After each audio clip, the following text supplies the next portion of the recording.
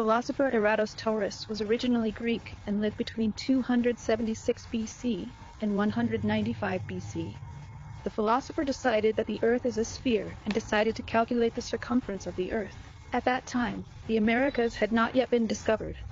He also lived before the revelation of the Bible and the Quran, in which the Earth was flat, level, and fixed.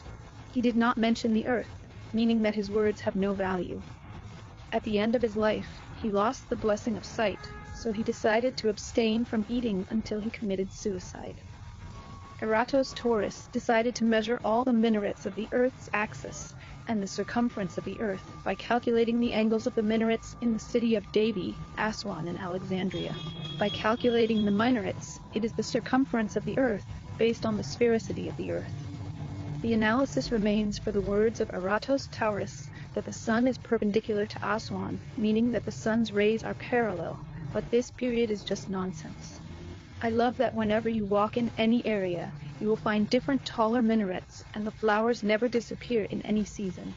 The second point is the saying of the philosopher Eratosthenes that the rumors are parallels. But if we contemplate nature, we will find that the sun's rays are always outward, meaning that parallel rays never agree with what our eyes see. As for the parallel rays of the sun, from a scientific perspective, this is also incorrect.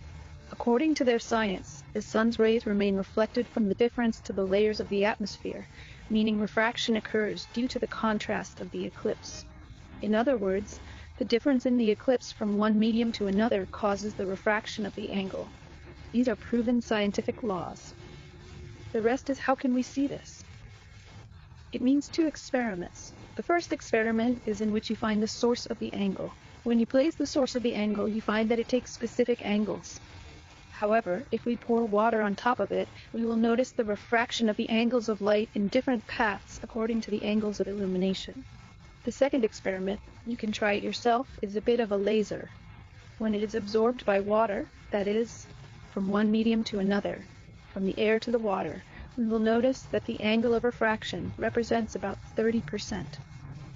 We can conclude from this that the existence of parallel rays, on which Eratosthenes based his rates, are false coincidences and only produce false results.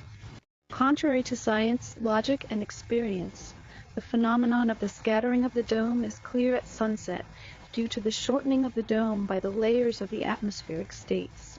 Also, the experiment conducted by Eratosthenes criticized the scientists of the nebula and the Greek stadium unit, as the Greek stadium unit is considered a variable and non-static unit. We want to hold the scientific experiment of Eratosthenes and try it ourselves to see if it is correct or wrong by referring to the parallel solar months.